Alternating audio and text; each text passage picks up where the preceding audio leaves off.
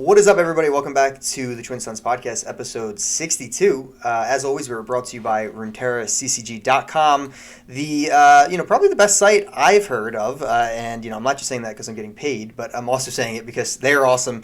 Seriously great articles, breakdowns, and everything like that. And I'm here to tease that there may be a premium mode coming out soon. I know a lot of users on mobile really complain about the ad usage. They got to make money too, but the ads can get in the way. So there might be a premium source coming in the next week or two. So you will have particular content that you'll get that's behind that, and also ad-free experience. So if you're interested in that, stay tuned to their Twitter and their site for that. But episode 62, we are welcomed by our friend here, Kroozin. Kroozin, welcome to the show, buddy. Thanks, man. Thanks for having me. Happy to be here. It's fun podcasting again. We haven't actually done one together, but we've been in the same space for a little bit now. So thanks for having me on. Yeah, seriously, we'll dive into all of it. I mean, we've intertwined a bunch of different stuff, so it's really weird. But I'm not quite sure how I'm supposed to follow up the lead designer for Guardians of the Ancient, but I'll do what I can. Doing great. Yeah, it's always hilarious. Like, we'll have one of those guys on, and then the next week it's just Josh and I just nerding out, being dumb, or Mikey and I just yelling at each other. Just this is the show, guys. Kroozin, you have been playing Runeterra for a bit. We'll get into all that, but you're a mod in our Discord, so huge appreciation to you, and real quick shout out to the other mods in our Discord as well. We got Infamous, Just Jack. He's a terrible guy if he's listening. Just Jack.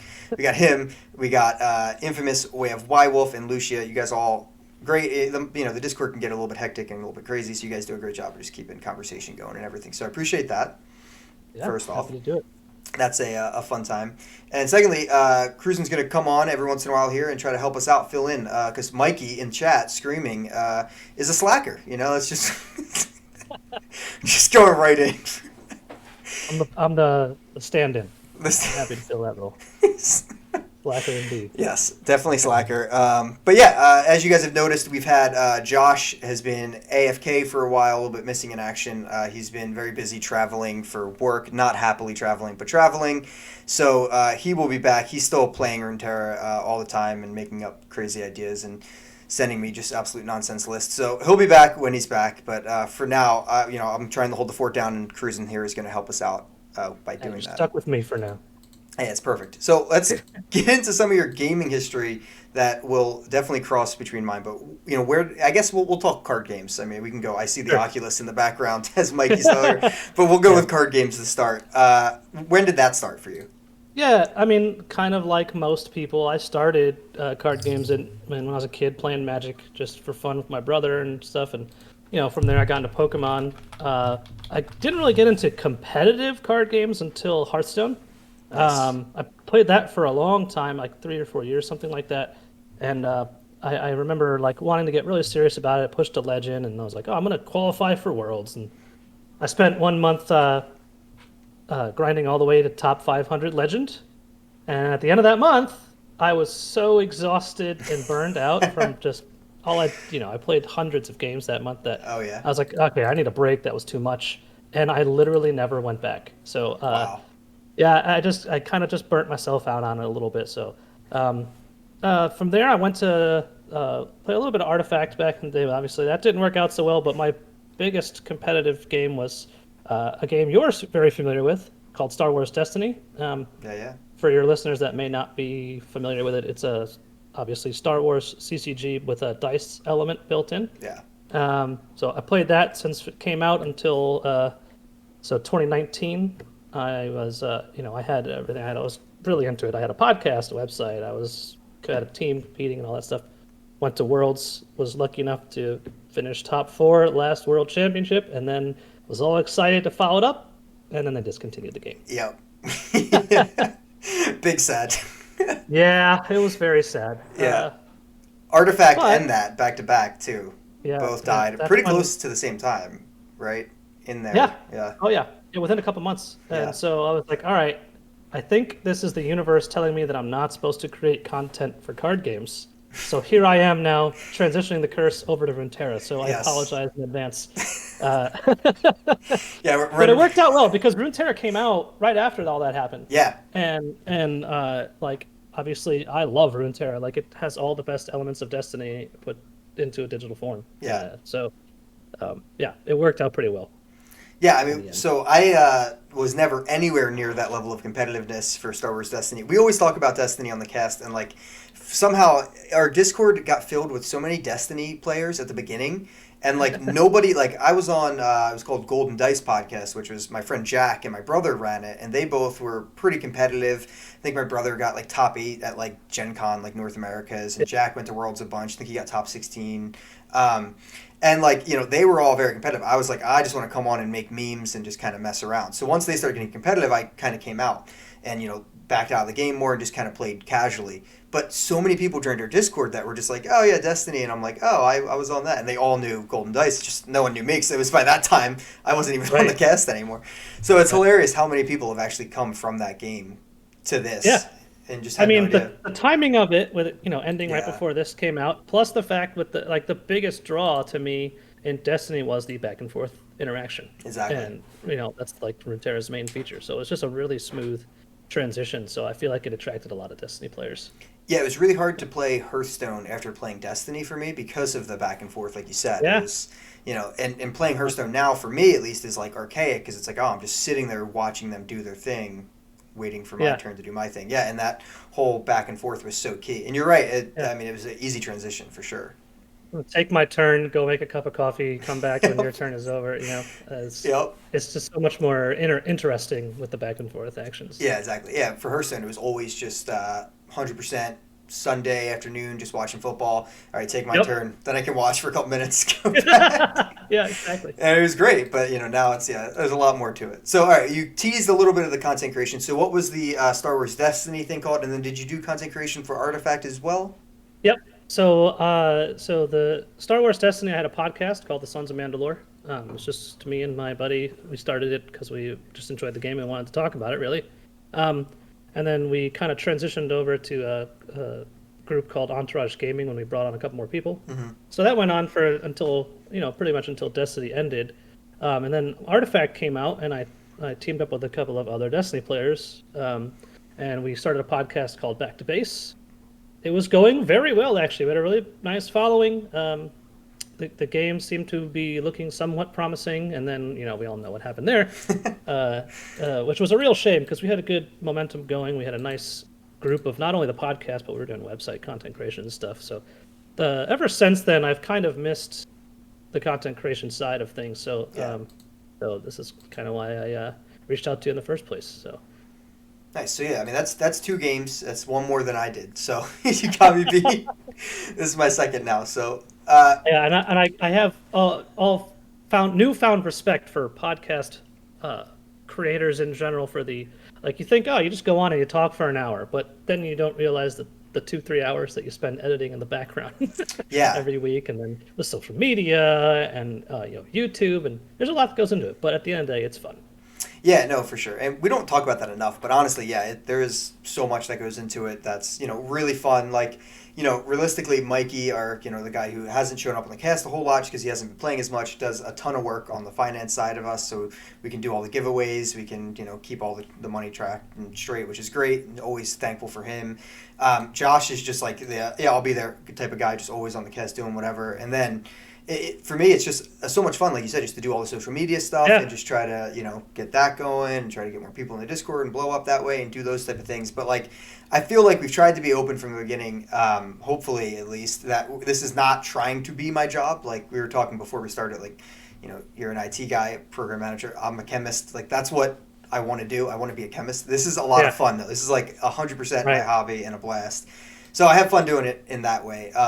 And it is a lot more work. Like just even organizing the questions when we get to interview a Riot employee. Oh yeah. Is like I try really hard to make sure it flows decently because you only get like an hour with those guys, so you don't want to just like Right. wing that You're one. saying it's not helpful when I spam the questions channel with meme questions when you ask for Yeah. things to ask Riot. I always have to go through those, and we used to get the worst ones. Like it was so funny, man. We used to get like, well, what's the next set? What's the next region? I'm like, he's not going to be able to answer. Yeah, this, right, right. guys." Yeah, absolutely. Yeah, someone is complimenting. Cotton is complimenting your cat as well. That is the most. Oh yeah. I was telling Kroozin, if I let my cat in here, all these pop figures that are behind me on the desk would be everywhere. Like, my cat would destroy half this room. So, Yeah, when I do stream occasionally, it's mostly a cat stream that I just happen to be in the same shot as. So Okay, he's the star of the show. cats get the clicks. All right, so one of my favorite questions to ask any guest is that isn't on the team is what when was the first time you heard about Legends of Runeterra? I think it's one of the most interesting questions. But when did you actually hear about it? Yeah, so I heard about it from people in the Artificery group in Destiny. So that was another content creation group in the Star Wars Destiny community. I was just kind of, we were all lamenting about Destiny's death, and someone brought up a link to Runeterra, and I had played League before, so I was at least relatively familiar with the lore, and I had a feeling Riot would do it the right way. Yeah. So yeah, I just kind of checked it out from there, and I started following it until I was able to get in, and it kind of hooked me right from the beginning. Like sometimes I'll feel like I'll start a card game and be like, okay, this is even Destiny. It took me like 2 or 3 games to be like, all right, I really get it, and Yeah. I'm in. This I played for a night, and I was like, okay, yeah, I'm hooked. Yeah. See, that's interesting to me because it's like, so I always hear people are just super into League, and then they heard the Riot 10 came out, they heard it that way, or they're just in the card games, esports scene, whatever. It's interesting that you were willing to, a friend gave it to you, which is the first, we haven't heard that, but it was also interesting, like, just coming off of Artifact, that you were like, I'll try it, because it's literally like a MOBA turned card game that I just put my soul into for content creation, and it crapped on me, but you still tried it. What can I say? I'm a glutton for punishment, I guess. Well, we're happy you tried it, at least. Yeah, me too. So when was that exactly? So how long have you been playing lore then? Was it at the beginning? Yeah, I've been playing since it released. Okay. Yeah. If I remember correctly, was there a closed beta or something that There was, I can't remember. Yeah, there was like 2 closed weekend betas, so it was Okay. like just like a week, like a couple days that you could play in. Yeah, I didn't get in any of those, so I pretty much just started on launch day. Gotcha. Yeah, I like watched YouTube videos and stuff from all the pre-release stuff, but Right. yeah, been in it from day one. I've taken some breaks here and there. Yeah. I think around when the expansion right before Shurima, I hadn't played in a month or two, just because life gets busy or whatever. But I've been playing pretty consistently ever since then, ever since launch. So Nice. Yeah, that is. There has been multiple months where I haven't played as much as I've made content. I'll play a couple games and I'm like, yeah, I'll go talk about what's coming up next. But like, I just couldn't deck build or I just couldn't feel a game. So I've done that as well, but still just stayed in like, all right, well, what's going on? What can we talk about? So all right, so from the beginning, and then I guess like, I'm throwing this in here. This is a little bit off the wall, but where are you looking at as far as like competitive? Hearthstone. You said you burned out, but you tried to go as far as you could. Runeterra took a little bit to get the competitive scene building. They didn't come out like Artifact and say we're going to put $1 million tournament on and then not do it. Do it. Yeah, but they came out and they built the foundation and then they started saying all right, seasonals and now worlds. What are your anticipations for that? Are you trying to go as far as you can? Are you doing it more casually? What's your look? Yep. So my biggest problem and the reason I burnt out on Hearthstone is because the main way to qualify for Worlds there was to just grind and grind and grind ladder, right? And it always irked me a little bit because in my mind, if you want the best tournament players in the world playing your game to play at your world championship, you should have a route to qualify for it through tournaments, right? Because there's a lot of similarities, but ladder play and tournament play are very, very different at the end of the day. So Right. I was really happy when they announced seasonals because that's right up my alley. It's a little bit more.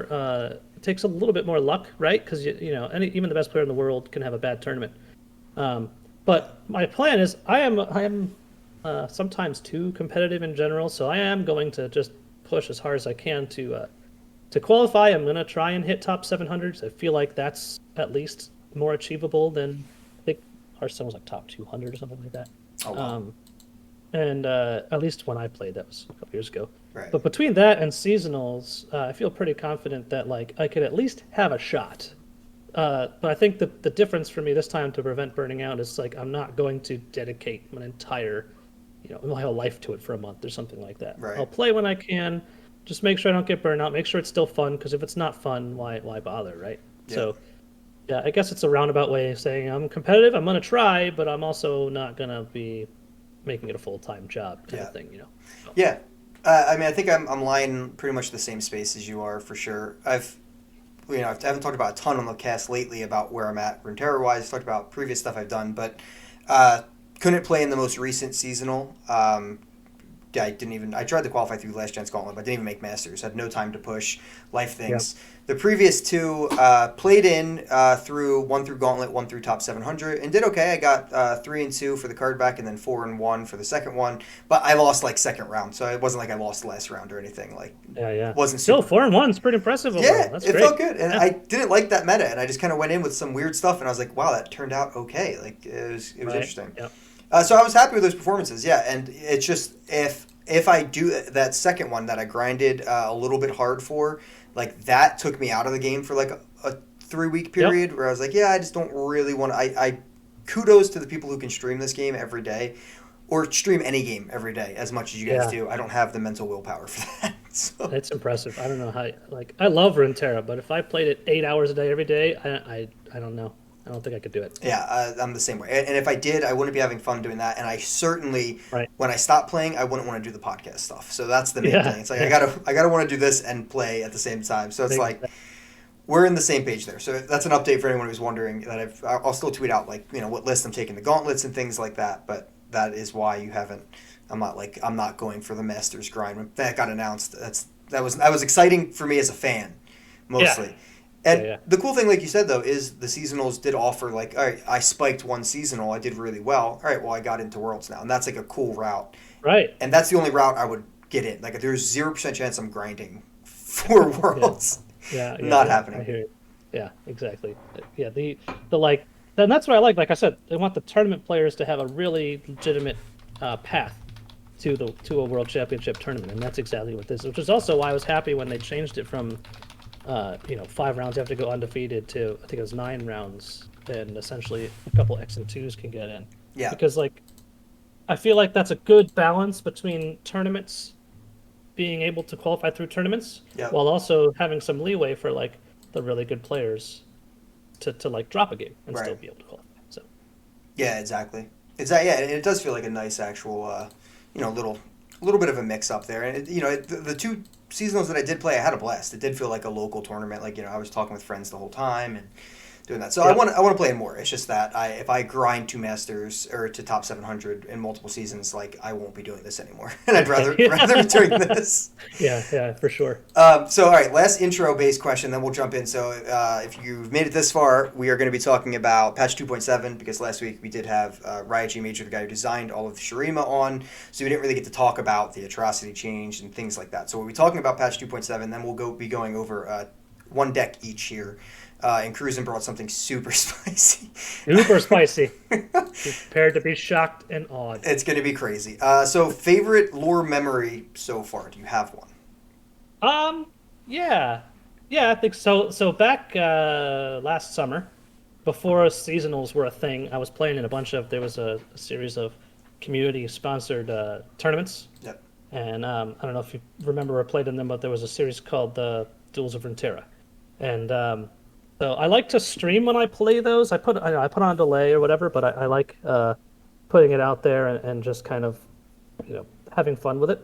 Of course, the delay makes it a little difficult to interact with chat, but I try as much as I can. But so if you remember, at that point there was a player by the name of Winding God who was like tearing up the tournament scene. I think he had just won 3 of the events in a row. And he kind of invented that the original Ash.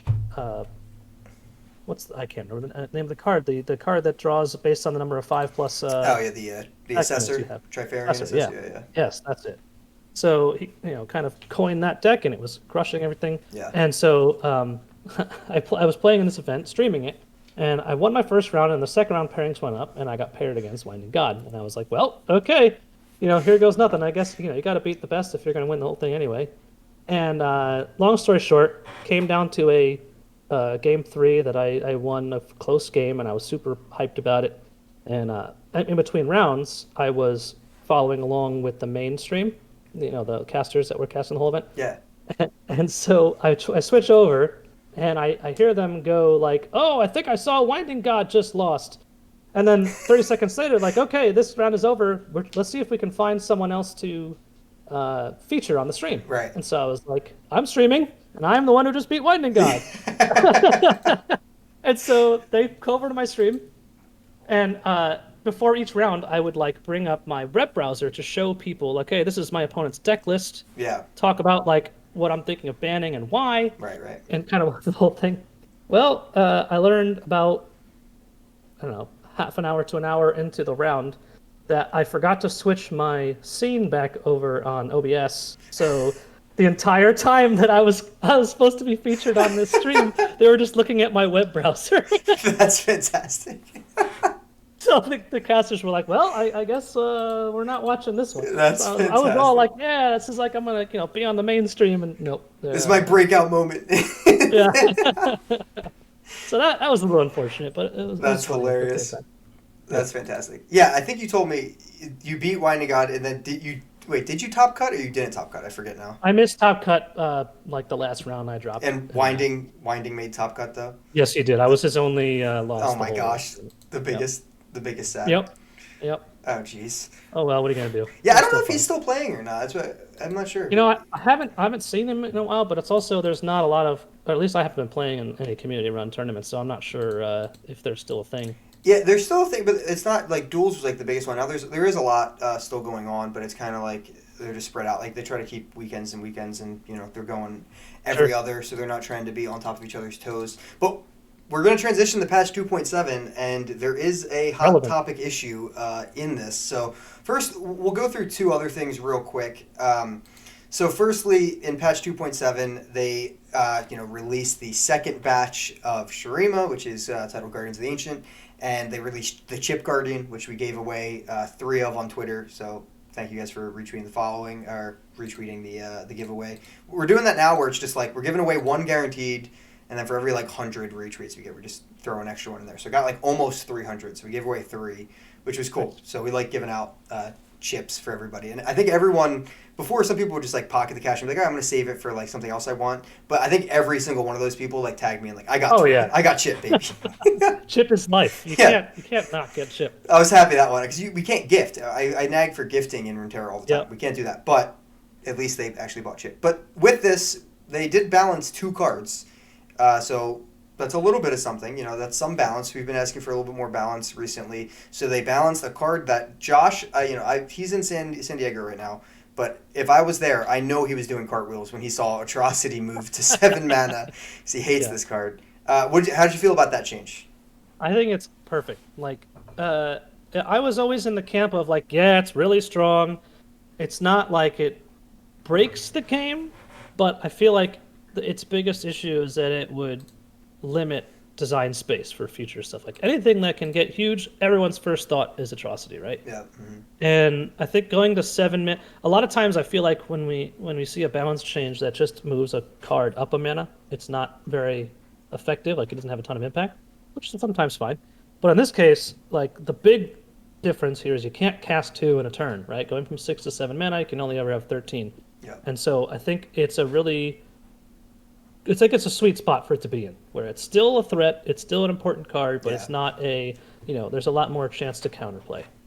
Yeah, there's a lot of people talking about putting it to slow speed, which feels, that's a huge change as opposed to just changing it to 7. And like you said, sometimes the mana cost really hurts cards, sometimes it doesn't do a whole lot. Mm-hmm. I think this is one where it kind of worked out pretty well. It's... double casting Atrocity is you actually have an answer for Atrocity, and then of course they have a second one. It's the most tilting experience. Oh, they always have the second. They always, of course, of course. Their 2020 Nasus is coming straight to your Nexus. Yeah, so it does feel pretty good. Not being able to double cast is great, and sometimes that 1 mana has mattered. I've had a couple games where it's they drop down to 6 mana, and I'm like, oh, I'm not safe. Wait, I am safe now. All right, I don't have to play around it for this minute. Importantly, you still can play Nasus and this in the same turn. Yeah. Mm-hmm. So that's relevant, and that's why I think it's just a good fit. I mean, even after this nerf, Nasus Thresh is still pretty popular on ladder, but it's not dominating the whole game or anything like that. So I think it's in a pretty good spot right now. Yeah, yeah, it's doing pretty well. It might come back to dominate, who knows? But right, because a bunch of new stuff came out. But it's still viable. It's not just nerfed to the ground. The other one was a pretty direct target to Nasus Thresh as well. They had the Blighted Caretaker move from a 2-1 stat line to a 1-1, so it just simmers down the offensive power slightly for the Caretaker. What are your initial thoughts on that one? I don't know. Like, yeah, I mean, it is a direct hit, and I mean, Yeah, a nerf to a. I don't really see why this one was, um, the target. Like, okay, let me. Sorry, I don't see why this one is the answer. Like, this particular change is the answer because, in my opinion, the problem with Blighted Caretaker was not his 2-1 body. hmm It's the powerful effect it has with the two Challenger units, right? Because that turns pretty normal. Like, what is it? The I'm blanking on card names today, but the 1/1 Oh, that the turns into a yeah, 4/3. Cursed Abomination, I think. Yeah. So like, yeah, that's always the blowout, right? Turn 3, you're taking 9 damage to the face. And I don't know if 1 damage makes that big of a difference in the grand scheme. Like, this is still an auto include in that deck, in my opinion. Yeah, Um, yeah, you still need so it. It's still important. right, yeah. So I don't know. It's a nerf, so that's great. But I just don't know how impactful of a nerf it is, given the use of the card. Yeah, totally fair. I mean, it simmers like realistically, like you said, it's going to function the exact same way. There's no like the atrocity thing is actually important where you can't cast 2 in a turn. This is still going to function like you said on turn 3 or turn 4, hitting the Cursed Keeper, pulling 2 things to the side, and now the you know 1 extra damage is getting through to the Nexus is really the only actual change. And then maybe the next turn you can't block up against something with 2 health with your 2-1. So like Sure. it's there, but yeah, like you said, it's not. If they really wanted to hit the card more, it would have had to been a change to something it summons, or even like you said, even they've already changed the Curse Keeper once, but I still see people want the Curse Keeper to summon a 4-2 instead of a 4-3, Sure. and Yep. that would have been Yeah, a little more direct. because like a lot of times when you see a card get nerfed by having its power reduced by 1 or its health increased by 1 or something like that, there's a lot that goes into it when you have to think about like, okay, what else is common in the meta that this would trade with now that it wouldn't before. Right. And that's not as relevant in this case because this card rarely ever trades the turn you play it because it's hitting you in the face because of the challenger units, It's right? going through, right? So it's yeah, like you said, it's a nerf. It's just 1 less damage to the Nexus. But I don't know. We'll see if it has an effect on it. Like I said, it's still in every Nasus list, so maybe that 1 health they have data showing that makes a difference. Yeah. I don't know. Yeah, that's a good point. I mean, like, yeah, it's still going to function. They want it to still function that way, but maybe that 1 extra health that you're going to have later matters more than we think. I don't know. I'll pay attention next time I beat a Nasus Thresh with 1 health remaining. Yeah, that's going to be the thing. Yeah. So there was a ton of bug fixes and like miscellaneous stuff in the patch as well. So the first one, before we get to Cross Shard, because Cross Shard is a hot topic, this one was, I was pretty excited about this because there's a whole, I don't even know what you want to call it, debacle, crazy nonsense with mushrooms happening and how they function. So mushrooms now do a source as do damage as 1 source. So instead of doing 4 individual damage when you draw 1 card with 4 mushrooms, you take 4 damage to the Nexus. So this changes 2 things. It changes the way Swain interacts with Teemo. So when shrooms go off, you're not stunning multiple things on your board, which is good. And then the other thing that was weird was the tough Nexus of Lysandra. Shrooms could literally do 0 damage to the Nexus because they would ping off 1 at a time. So Oh wow, I hadn't even thought about that interaction. That's it's really weird. Yeah, it was really weird. So she was immune to. I mean, if she leveled and was on the board, you're immune to shrooms. right. Yeah, I mean, I hadn't really thought about it because Yeah. I mean there was a little bit of Teemo, but Teemo hasn't been super popular in the meta recently. Yeah, exactly. But that was one of my first decks that I had really tried to climb with was Teemo Sedge. Oh, yeah. I guess doesn't affect that as directly, but the tough thing is definitely a big factor, and at the same time, like I feel like the other thing that the first thought that came to my mind was that Teemo's animation took a long time. If you were drawing like 3 or 4 cards or something, and Took like forever. yeah. Yeah, it really did. yeah. So I haven't played against Teemo since this chain comes out. I'm assuming the animation is shorter now. Oh, it might be. I really haven't seen Teemo. I saw him It's once, a- but I killed him 2 times, which was great. Yeah, I've played a lot of Runeterra since this patch came out, and I haven't seen Teemo once, so Yeah. that's interesting. Yeah, well, like Lissandra countered enough, so this is great Sure. that yes, it cleans it up from a clarity standpoint of like, all right, why was because before it was doing one ping at a time and it was being really awkward where they were still doing like not like Swain was still hitting multiple things, but this thing Yep. was immune. It was just like an awkward interaction. So now it's just okay. Shrooms are one lump sum. So Hmm. Swain's gonna stun one thing, and Yep. then the tough nexus. If you get 2 or 3 shrooms, it's actually gonna do a little bit of damage at least. And like I said, Lissandra is good against so much. Like she already does so much. Like Right. let Timo have his day I'm gonna have to go play some Teemo now for science. for science. Yeah. It is really funny that you said that though, because you're 100% right. I don't think I've seen Timo like I said I saw him the one time and I just killed him twice like with Death's Yeah. Hand, but that's the only time it was like Timo just in aggro. It was just like burn, but that's the only time I've seen Timo. Yeah, he's in. Poor guy. I think he was in the Chirean deck that came out, right? Oh, With okay. the Sump Worker. Yeah. But I only played it against it once, and my opponent never played Teemo. So Yeah. I guess that works. All right, so we do have a huge Cross Shard thing that we have to get to, and I said we were going to talk about this for a bit here, and I didn't even realize. So Berg subscribed to me and asked me a question. Just asked me a chemistry question in chat. I didn't even see there was a question with it. What is the product of water and pentyl ethanoate under acidic conditions? I have no idea. I'm a polymer chemist now, Berg. That's organic. I'm done. I left it behind. uh, Little I think interjection here. yeah. Who knows? You got to Google it. We got Google as our friend now. Okay, cross shards. Um, Yeah. so this is a big topic. So essentially, the main thing with cross shard was that there's NAC, Asia, and then Europe. So there's 4 shards that you can play on, and cross shard challenge was used a ton for grassroots tournaments. So previously, so cross shard wasn't always in the game. Before it was in the game, you would just have to make it. If we wanted to play an EU tournament, you and I would have to just make an EU account, unlock all the cards, unlock whatever Yep. cards we needed at least, or bought them, and then we could play in their tournament with our decks. So it's a big thing because right now, I can join an EU tournament. The EU tournament, EU players can join our tournament, and it did happen. We just hosted the Twin Suns Open for the first time, and now we're trying to decide what we want to do going forward because this does shake things up a lot. But Yep. we had C players playing at 3 a.m. That's when the tournament started for them. They were there. We had EU players playing till late at night. Then, like we had a lot of people showing up and playing from different regions. So it does really hurt the grassroots Yeah. tournament scene. Yeah. But realistically, outside of that, does it hurt the game that much? Yeah. I don't know. So, I mean, the only time I've used this feature was exactly like you said when I was playing in a tournament. So I think Right. Duels of Runeterra, for example, probably had a lot of cross shard games, right? Yeah. And things like that. So it's tough. Like I think it definitely in the short term hurts a bit of the community aspect, right? Yeah. And I know that that's probably I think they've said on some of their preview streams and videos that they want to focus a lot on the social aspects of Runeterra, help grow the game that way, bring in more of a player base, and that stuff, kind of hurts that effort, right? Yeah. You want people from across the world to be able to play each other.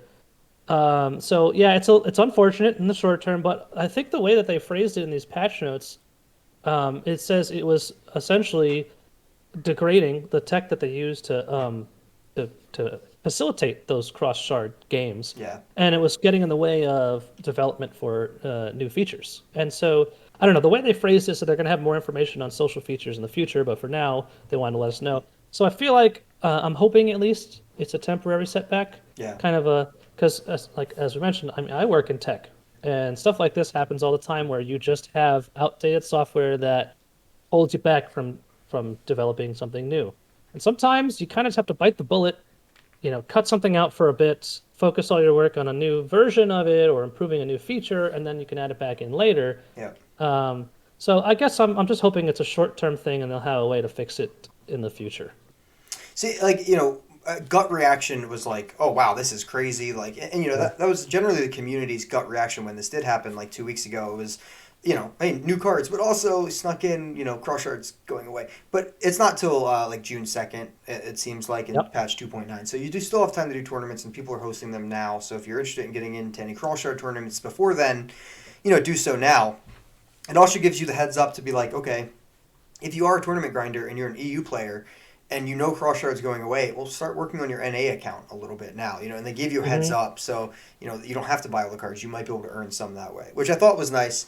Like I said, Yeah. gut reaction was like, oh man, this is harsh, and people in the community started, petitions, and Optima started a petition for signing it. So if it means that much to you for Cross Shard, show your voice, let it be heard that Yeah. it really does mean that much. Sign the petition, tag the devs. They're super open to feedback on Twitter, on Reddit, things like that. So show them that you care. And I was there with it. I'm like, wow, this hurts our tournament that we just ran. Now we're going to have to run it NA only, which is going to insanely hurt our attendance for the tournament. You know what I mean? Yep. And also hurt, we had really great players from EU. We had Fresh Lobster make it deep into the top 16. We had Den, the EU Season 1 tournament, top 16 or top 8. So we had a lot of players from EU, right? Gavardia was an EU player, as was Martin Carton. That was first and second place. So, it clearly hurts us as well. And we were like, oh, Yeah. well, this stinks. But like you said, as you're in IT, it just sometimes it just has to happen. It'll hurt attendance. I don't know if it'll affect the results that much because we already know that NA is the strongest region. But that's another. Yeah. No, I'm That's just kidding. next week. From an EU dominated top 16. Yeah, right. Yeah.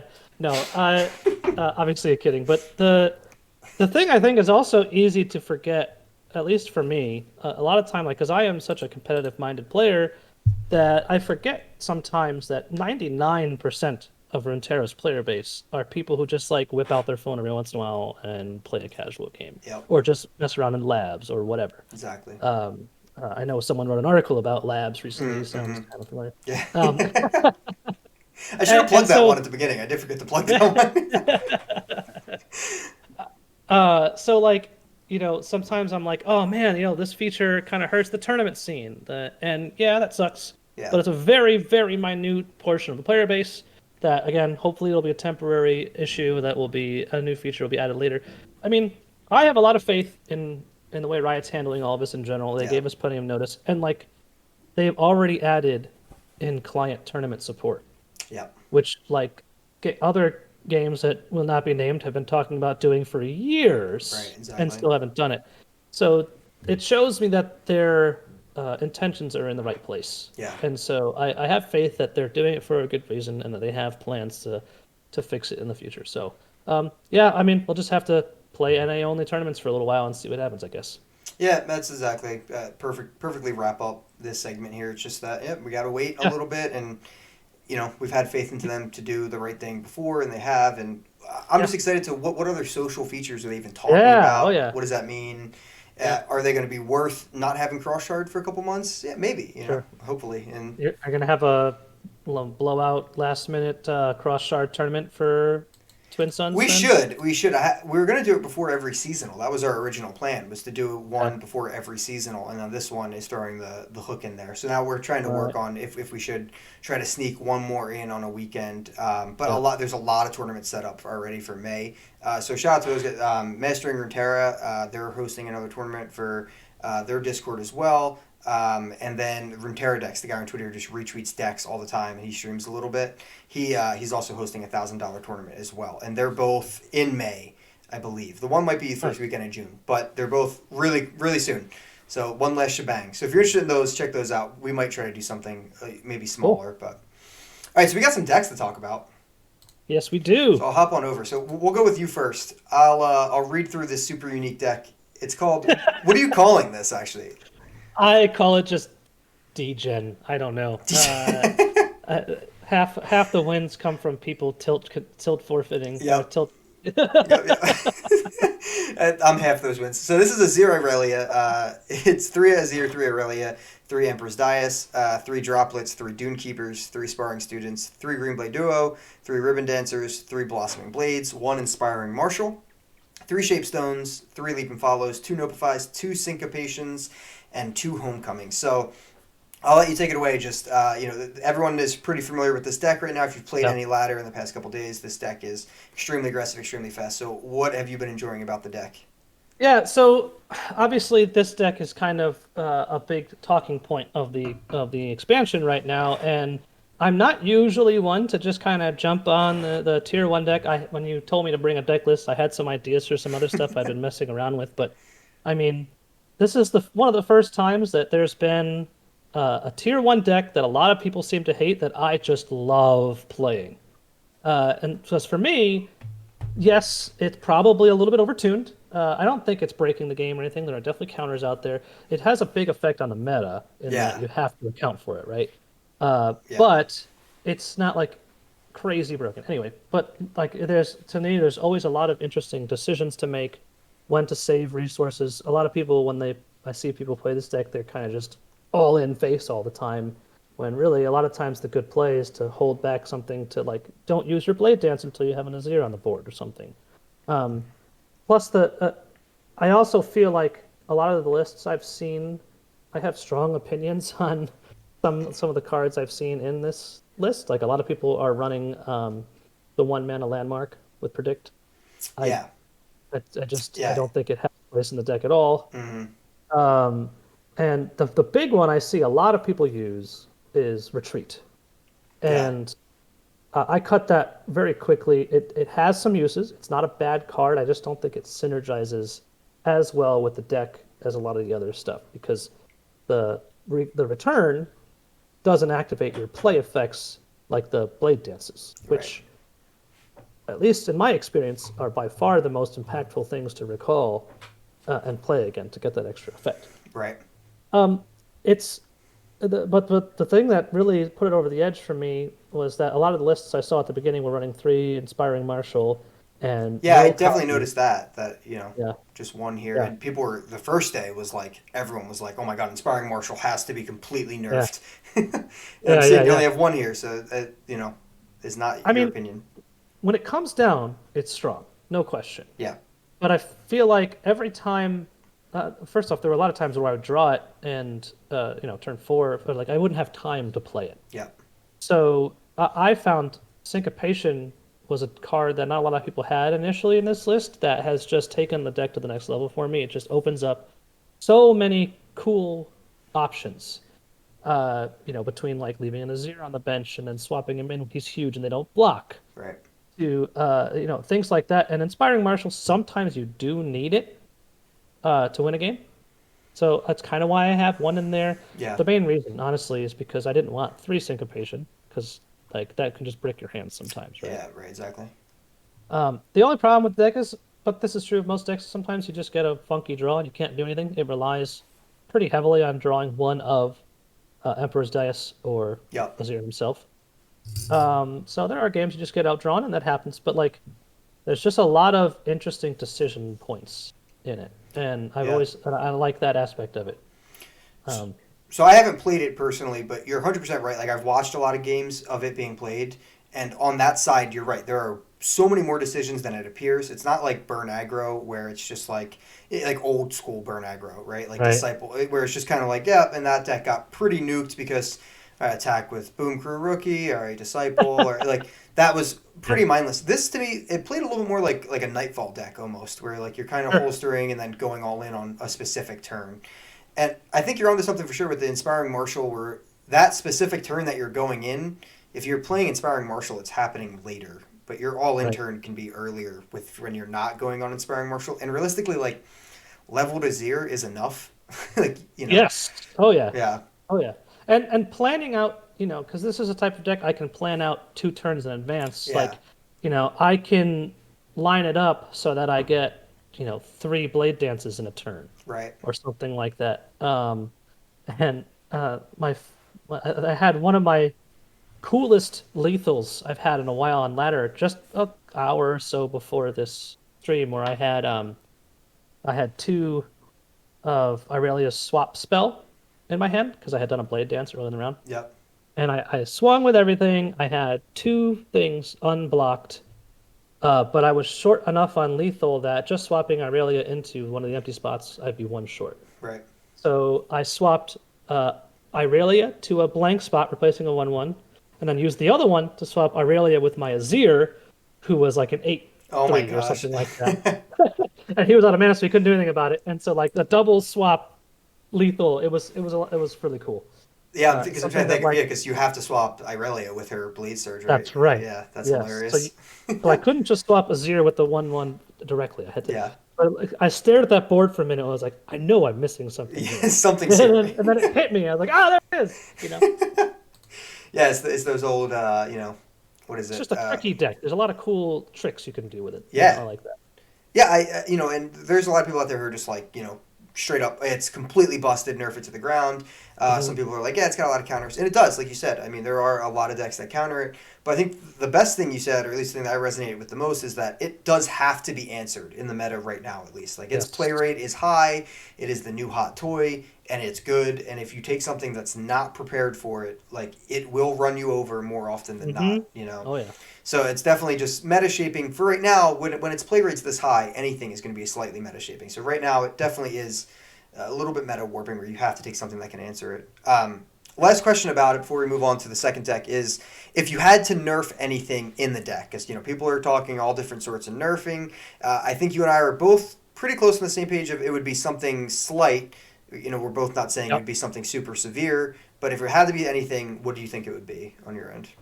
Yeah, that's a really tough question for two reasons. Well, mainly, I think the biggest power spike, the problem, if you will, with the deck is Azir. Okay. Like Azir is what makes this deck really work because the blade dances by themselves are kind of underwhelming. Yep. Playing a 2 mana 2/1 that attacks with one, it's whatever. When you get three sand soldiers with it, it gets gross. And the blades get Pro- bigger from level to zero, and yeah. right, exactly. But the problem is, I hate nerfing Azir Hmm. because it kills so many other cool. Like Azir is a cool champion. I don't think by himself he is broken. I Right. think it's just him combined with Blade Dance is Yep. broken. Um, so man, but if I was put on the spot, like I have to answer, I would say I would probably make a zero like a 1/4 or something like that. Hmm. Then he like dies directly to things like Merciless Hunter. Um, he's already weak against Culling Strike or That whatever. black spear can get him now. Yeah. Black Spear, Yeah. exactly. So like he's easier to kill and counter. It feels bad because I really don't want that to happen. I like Yeah. Azir; he's a real champion, but I just can't. I can't think of another way. Maybe sparring student. A sparring student is a big power spike. Yeah, that's a lot of people have been talking about that, and that one does feel bad as well. Cause it's like Sparring Student's been in the game forever, and now it finally has its moment, and it's Right. like, come on. Yeah. Yeah. But it's a massive spike if they don't have a chump for it, and it can just stay on the board forever because it can just keep going Hmm. down the health. Yeah, yeah. I don't know. People have mentioned Irelia's Blade Surge as one that she can get multiple Blade Surges, but after your awesome story, I'm like, no, keep that. That's amazing. Like that's so hilarious Yeah. because you can make two in a turn. The other one that I kind of like is just looking at Emperor's Dais, and either Cephalopod was talking on Twitter today about putting that to 3 cost, which is interesting. Another option would be to allow it to only trigger once a turn, so you can still get a Blade Okay. Dance on defense, but you can get only one on offense. So not every you Blade Dance once and then attack, you get a Sand Soldier both times. Yep. I think both of those are interesting options that probably Yeah. won't just nuke the deck, but it'll definitely simmer it down a tiny bit. Yep. I think. I don't think the I think Blade the Surge thing would do anything. Agreed. Yeah. Agreed. I think of the second one you said there about once per turn is Yeah. my favorite idea so far because uh, the dice by itself I don't think is a broken card. Like you said, it's combined with the 4 attacks a turn, Yeah. and so making it 3 mana feels like it'll just be useless at that point. 3 mana is harsh. Yeah, it is harsher. Yeah. The problem is, of course, I know that they try to stray away from changing text on cards as much as possible, and I understand It's that. a lot easier to move a number than it is to. Yeah. Yeah. Yeah. So it's probably like one of the least likely answers, but it's probably the favorite one I've heard from you so far. It's a So it's a cool I one like because it that. really mostly just targets this deck. It doesn't hurt Emperor's Right. Dais and other decks as well. Exactly. And like Cotton saying in chat here is saying that nerfing the Inspiring Marshal down to a 4/4 would be enough for him. Sure. And some people are really the Inspiring Marshal, we're not exactly sure where it's going to end up. Some people are still running a lot of them, and some people aren't. So it's kind of like, yeah, it could be really good still if the Inspiring Marshal doesn't get hit, but it could also. And then win by Right. coin flip saying Lucian Azir cries if that happens. That's true as well. That is true. Yeah. Yeah, I haven't seen that deck in a bit, but Sand Soldiers with I Lucian was played that a pretty lot good. last meta. Another very fun deck. I think I just like Azir. Maybe that's what it is. Dude, I love Azir. Just that Necromancer. And then you have the third opinion from our mod Infamous with the deck is fine, Kappa face. So yeah, it's a super hot topic deck. I mean, people are all over the board on it, and I think I'm falling on the side where it is uh, a good, really good deck, but it's a new deck. Ionia got a new toy. Surima's coming out good. You know, maybe tune it back just a tiny bit, but I don't think it's ruining the game just yet. Right. Yep. I agree. All right, so the next deck is a complete meme, guys, because I got to host one. So, I'm a fan of this deck. I think it's fun. So this is my take. I was teasing on Twitter. This is my take with Chirean. Is that how you say it? I don't know. The Stump Worker guys. Yeah. So it's I'll read through the list. I'm calling it Chirean Mists. It's 3 Elise, 3 Callista, 3 Onlookers, 2 Arachnoid Horrors, 3 Stump Workers, 3 Mist Wraiths, 3 Doom Beast, 3 Wraith Callers, 3 Fading Memories, 2 Glimpse Beyonds, 3 Iterative Improvements, 3 Stalking Shadows, 3 Onto Dusk, 3 Risen Mists. So it's like an all-out, fearsome, just aggro list. But the main thing is the Sump Workers have been really cute in their own decks, and when they pop off, it works really well. But some of the decks I've seen with Sump Worker, they didn't have a whole lot of great secondary targets for a lot of the cards, other than like Doom Beast. I think Doom Beast is a great secondary target for something like Fading Memories, Iterative Improvement, or Stalking Shadows. But when you add in like Wraith Callers and Myths, and it's like, all right, well, I don't see my Sump Workers, you can just replicate all the Mists. It's hilarious. So like some games, it's just like I'm playing 3 Sump Workers and I'm rolling. In other games, I'm just like, I have 4, 6 attack Mist on the board, and they're kind of doing their thing. It's been like super fun. Yeah. So it's been really. How's that Azir and Sandstone Soldier blocker working Yeah. out for you? So that matchup, I'm still like, Doom Beast really helps because he gets a chump and he gets some health back. That matchup is still pretty close to 50-50 because sometimes I just get ran. And they do have the elusive blockers and like, and sometimes they can just get in the way, and the Sump Worker goes through, he tries to attack, and they just block with a droplet, and it's like either they recall it or the droplet just blocks all 4 or 5 of the damage that's going through, which is rough. Yeah. But the fearsome stuff, when that goes off, so good. Yeah. I mean, what do they have that can block it? But, if you attack quickly, Sparring Student's small, Azir's small, they can block with Irelia. Like, great, Right, fantastic. You're happy to see that. Right. But everything else has been feeling like a pretty good matchup. I mean, and shout out to Josh for sure. Josh and I have been working on this for like 3 or 4 days now. He was just giving a lot of pointers, playing some games, but there's still a lot of flex cards. But Onto Dusk and Onlooker were Josh's ads. He was like, I had a little bit more spider support and fearsome stuff like that. He's like, dude, go Onlooker instead. It's a great Stalking Shadows target. You can play like a Nightfall deck where you can just blast through a bunch of damage. Mm-hmm. And Onto Dusk is just insanity. So like it can be like a Doom Beast burn deck, it can be a Mist Wraith deck or a Sump Worker deck. But the funny thing is, or Onlooker deck. The funny thing is, all 3 of those kind of work really well together with all the cards.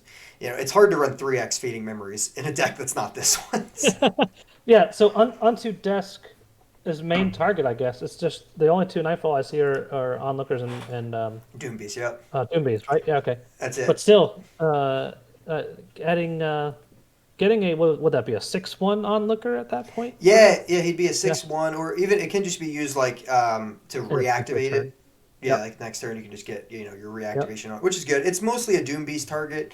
You don't see Doom Beast every game, but if you see one Doom Beast, you most likely can keep it alive in some form, whether you're using iterative stalking, if you saw it that way, or fading memories, to get it out again to then time it where you're doing Onto Dusk. But it's like you said, it's like you're waiting for the right moment type of thing. Like same with Irelia Azir. You can't just go like, I'm going face, unless you just draw all Mist Wraiths, and then you just go face.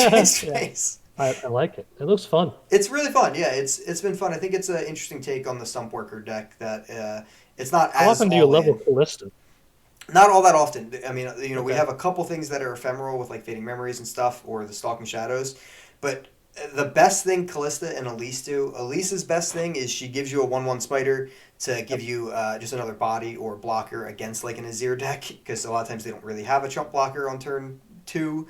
Maybe they played Green Blade Duo or something like that. You attack and then, or they most likely just played Empress Deus on turn 2. Right. So you have an extra chump blocker, which is great. And Callista is just really good bait removal.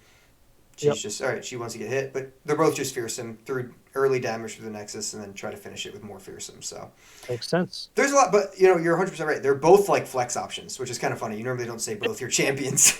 Yeah, yeah. I like it. But they can definitely get changed. I'm gonna have to try it. It looks fun. Yeah, it's fun. I will have both deck codes in the description of the video slash podcast for Kroozins, Irelia Azir, Degen is what you're calling it. And this Mist deck as well. We'll have the deck codes for both in the description. So if you guys want to try it out and let us know what you think, and jump in, play some games. They're both aggro decks, so we did feature two Yeah. very fast decks, but right now it's a meta that's very fast. Yeah, it is.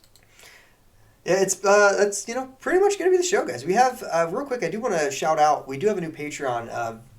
VZ or VX, sorry, I get my Z's and X's mixed up. VX in our Discord. He said he wanted a cool Discord color, and then we told him, yeah, 'cause I think it was because you, right? You got the purple Yeah. mod Discord color. He was like, "Hey, how'd you get that purple color?"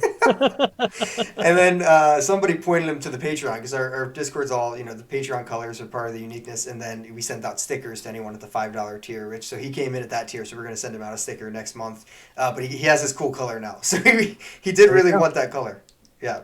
And I think in his words, he said he got the cool color with no responsibilities attached, which is exactly what he wanted. Yes. So there you go. Yeah. Yeah. You have some responsibilities, like right. just trolling people and stuff. Yeah. Pretty much. Yeah. Yeah. That's what I do. But that'll do it. I mean, I appreciate you coming on. Seriously, thank you for filling in here, and you'll be seeing thanks for Kroozin having me. more for sure. We'll have some future episodes. I'm sure Josh is going to get to talk to you as well. Talk about some nonsense because Josh has always got some wild ideas to throw by people. So Looking forward to it. yeah. Any closing words? Can you tell people where to find you? You're on Twitter. You're in our Discord, obviously. But what's your Twitter? Or you have a YouTube? Sure. Yeah. Yeah. I'm on Twitter, just @_Kroozin, and I'm on Twitch at twitch.tv/Kroozin. That's Kroozin. That's pretty much it. Yeah, I'm not super active on any other. Like, I have a YouTube channel, but I don't really use it. So Gotcha. Yeah. yeah, pretty much the two places. They're in Discord or where I hang out most of the time. Nice. So Yeah, so join our Discord if you guys want to chat. Just closing up, do a little housekeeping. Yeah, join our Discord. You can chat with us. We probably have a ton of different topics at all times. Some off-topic stuff, mostly on topic for Runeterra. I feel what is like the most used channel? Do you think? Probably complaining about OP things. I mean, other than general. Other than general. Yeah, I would say complaining about OP things or maybe play the game. That one's always fun. Play I the like game's seeing all good. The crazy things that people post, and although mostly recently it's just giant Cythria boards. Yeah, oh yeah. Gotta love but the Cloudfield, right? What is it? Cythria Cloudfield? Yeah. Yeah. Crazy. So it's always a fun channel. Yeah, hop on over there. We have Patreon is up and going. It's been up and going for a while. Thank you guys to all the Patreons. We have, I think, 5 people at that tier, so they get these sweet stickers that I have right here. So we'll be sending those out next month. Or if you were already on in May, send me your thing.